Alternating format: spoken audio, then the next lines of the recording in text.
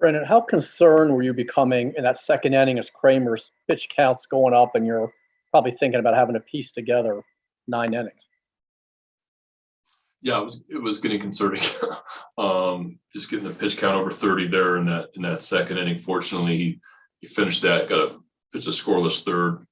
And then, I needed him to go get through that fourth inning. I pushed him there.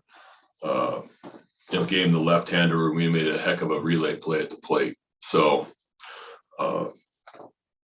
it just that he had a tough second inning. I thought he had a really good first. I thought he came out really aggressive. He was throwing strikes. Second inning, didn't get a lot of close pitches around the strike zone, if not in the strike zone. Led to a Polanco homer. The 2 wild pitches really hurt back to back. And I thought he threw a pretty good third, and his pitch count was just really high.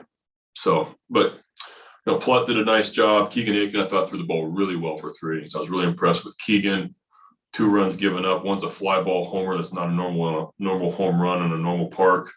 And then kind of a bloop double there down the left field line. That was his only bad pitch for me, a high fastball to a guy. He just all he has to do is spin it to, and just kind of bad pitch selection there. But that was it, pitching wise. John Mioli. Brandon, on Mountcastle, we got the news about the X-ray being negative. Are you confident that that's going to be okay going? I don't think you ever really know until the next day and see how it responds tomorrow, see how sore it is. Got him in kind of a tough spot. Those of us been hitting the hand know that you kind of could wake up differently. Sometimes you feel like, oh, you're okay, and then other times it's pretty sore. So we'll see how it is tomorrow.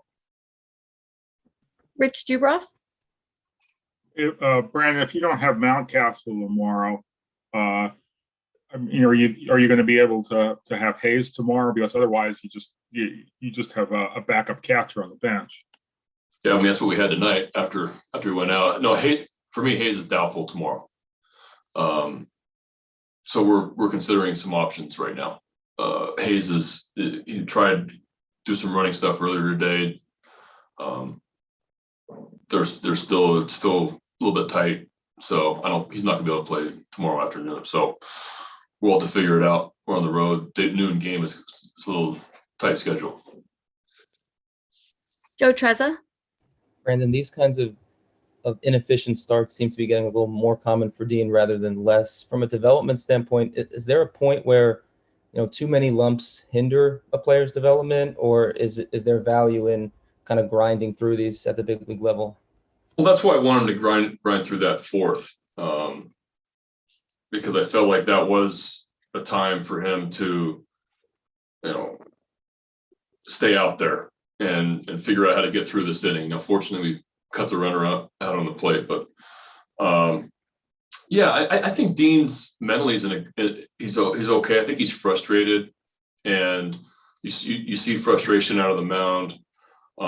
I thought he really got squeezed early. I thought both guys did, Berrios too. It really got squeezed early, which really affected the game for Dean. I think he felt like he had to really come in the middle part of the plate to get a strike, and it's not an excuse because I felt like it was both sides a little bit. Watching some replays, Berrios wasn't getting some close calls either. But it's this is all learning experiences for these guys. Kramer, Aiken, Mountcastle, all these guys that don't have much time in up here. These are learning moments, teaching moments.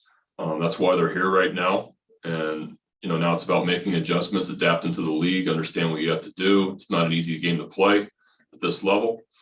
And it's really, about making adjustments going forward. Final question from Stan Charles. Brandon, I'm not trying to be corny, but two things stood out to me tonight, and I wanted your comments. The fact that Mountcastle wanted to stay in that game. It seems like it would have been easy for him to walk out. And then in the 8th inning, on the ground out by Mullins, he was running to first base like it was the 7th game of the World Series. Does that make you proud that your players are still trying that hard? No, I think they are. Listen, I thought tonight, I thought we had a great offensive approach. I was really happy with the way we played the baseball game. We had a bad second inning. On the mound defensively, it was just we gave up a 4 spot. But besides that, we're facing Barrios. Barrios is nasty. Throwing 95-mile-an-hour sinkers. He's got a nasty hook. I thought our ABs throughout his outing was fantastic. We could have, we were chasing him in the 4th. He's a #1 starter. We were chasing in the 4th. I thought up and down, we took really good at bats. Faced some good bullpen guys too. Put pressure on them late. Got base runners. Took really good at bats again. Brought the tying run to the plate in the 9th inning. I was really happy with how we played offensively. And how many balls we hit hard. We did some good things offensively. For Ryan to stay in the game there, he got smoked in the hand. So it shows you his toughness of wanting to stay in there. Then it just blew up on him at the end of the inning. And Cedric's starting to show some emotion now, which I've never seen, and I absolutely love. Grounding out there kind of in a big spot. They bring the lefty in to face him. He's not happy with the result, and he slams his helmet. I'm good. Like, I love that. Not showing anybody up, just irritated and frustrated a little bit at the moment, wanting to get it done. You're starting to see that in Cedric. For me, that shows confidence, and that shows that Cedric doesn't feel like that guy should get him out, which is he's turned the corner. He's turned even more of a corner now of being a really good player.